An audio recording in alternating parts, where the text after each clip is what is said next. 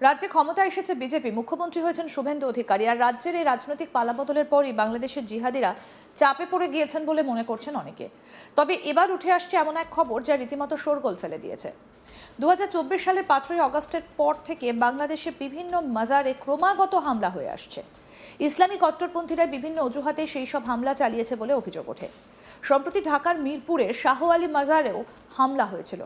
ঘটনায় অভিযোগের তীর জামাতে ইসলামের দিকে। সেই হামলার প্রতিবাদে একটা বিক্ষোভ সমাবেশের আয়োজন করেছিল সাধু গুরু ভক্ত ও অলি আউলিয়া আশিকান পরিষদ এবং ভাব বৈঠকি।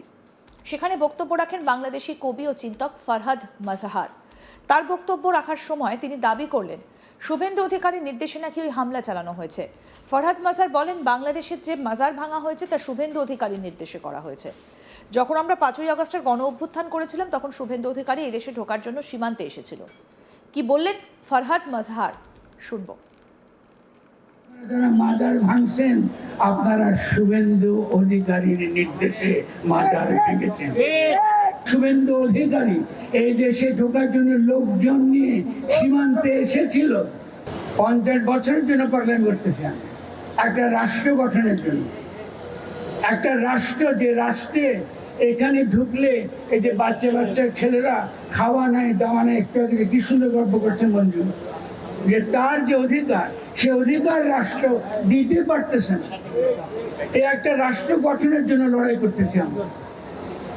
আপনার অন্ন, বস্ত্র, শিক্ষা, স্বাস্থ্য, বাসস্থান এগুলো দিতে পারতেছি না আমি। এরকম একটা রাষ্ট্র বানাবার জন্য আমরা লড়াই করতেছি। আপনি প্রাণ, পরিবেশ, প্রকৃতি রক্ষা যেন করতে পারি, জানো মানুষ তার জীবন এবং জীবিকা নিজে করে খেতে পারে।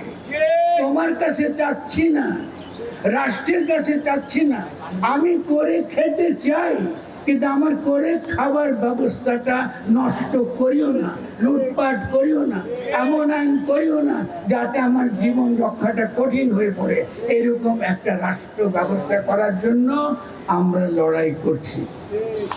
এই রাষ্ট্রটা আমরা 5ই আগস্টে জীবন দিয়ে পাইনি। এই রাষ্ট্র আমরা এই শহীদ হইয়া, পঙ্গু হইয়া পাই নাই। আমাদের মনে অনেক ব্যথা আছে। তারেক রহমান অনেক ব্যথা আছে। আপনি ছিলেন লন্ডনে, আপনি বেগম খালেদা জিয়ার সন্তান। এই দেশের গরিব মানুষের ব্যথা বোঝার চেষ্টা করেন, নইলে উড়ে যাবেন। আপনি এখানে আসবার আগেই যখন আমরা 5ই আগস্টের গণ অভ্যুত্থান করেছি তখন শুভেন্দু অধিকারী এই দেশে ঢুকবার জন্যে, এই দেশে ঢোকার জন্য লোকজন নিয়ে সীমান্তে এসেছিল। এসে প্রমাণ করতেছিল সেনাবাহিনীকে যে এই দেশে হিন্দুরা নাকি তাদের সেনাবাহিনীর গায়ে অ্যাসিড মারছে, এখানে তারা ঢুকতে চেয়েছিল। ভুলে যাবেন না। এখন তারা বলছে যে বাংলাদেশে এরকম মাজার ভাঙা হয়, এরকম যে ইসলামী সন্ত্রাস, এই তৌহিদি জনতা, এদের তো রাষ্ট্র রাখবার কোনো দরকার নাই। এমনকি কাশ্মীরও যে অধিকারটুকু পাচ্ছিল ওই অধিকারও তারা আপনাদেরকে দেবে না। আপনারা যারা মাজার ভাঙছেন আপনারা শুভেন্দু অধিকারীর নির্দেশে মাজার ভেঙেছেন। হিন্দুত্ববাদীদের আধিপত্য, তারা মসজিদ ভাঙছে, তারা বিভিন্ন ধর্মের এলাকা ভাঙছে, মানুষের ভক্তির জায়গা ধ্বংস করছে এবং সমস্ত ভারতবর্ষকে একটা বিরোধের মধ্যে ঢুকিয়ে দিচ্ছে, একটা যুদ্ধক্ষেত্র তৈরি করছে, পুরো উপমহাদেশকে যুদ্ধক্ষেত্রে পরিণত করছে। এই যে রাজনীতি, এই রাজনীতির পক্ষে দয়া করে এই মাজার আঘাত করে এটাকে ত্বরান্বিত করবেন না। শুভেন্দু অধিকারী এখন কিন্তু পশ্চিম বাংলায় বিজেপির মুখ্যমন্ত্রী, বিজেপির দলের। তিনি যে নীতি, ইসলাম নির্মূল নীতি, এই নীতি তিনি বাস্তবায়ন করবেন।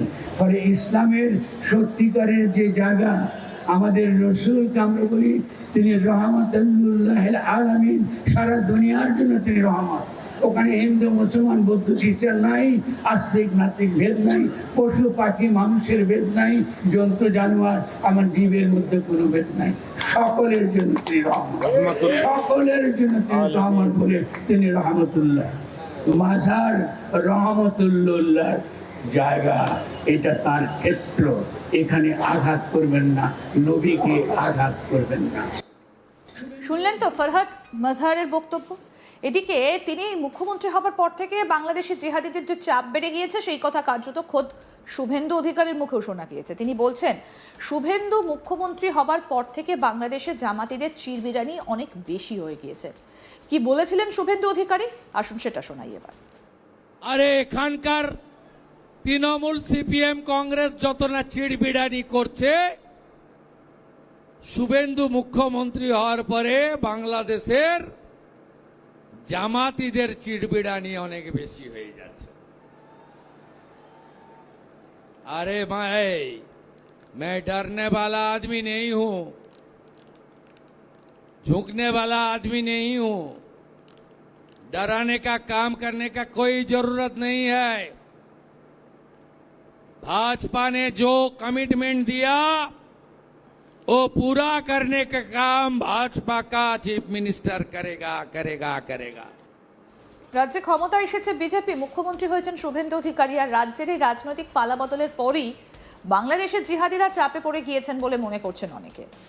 সেই রকমই একটা বক্তব্য যেটা রীতিমতো শোরগোল ফেলে দিয়েছে। 2024 সালের 5ই আগস্টের পর থেকে বাংলাদেশে বিভিন্ন মাজারে ক্রমাগত হামলা হয়ে আসছে।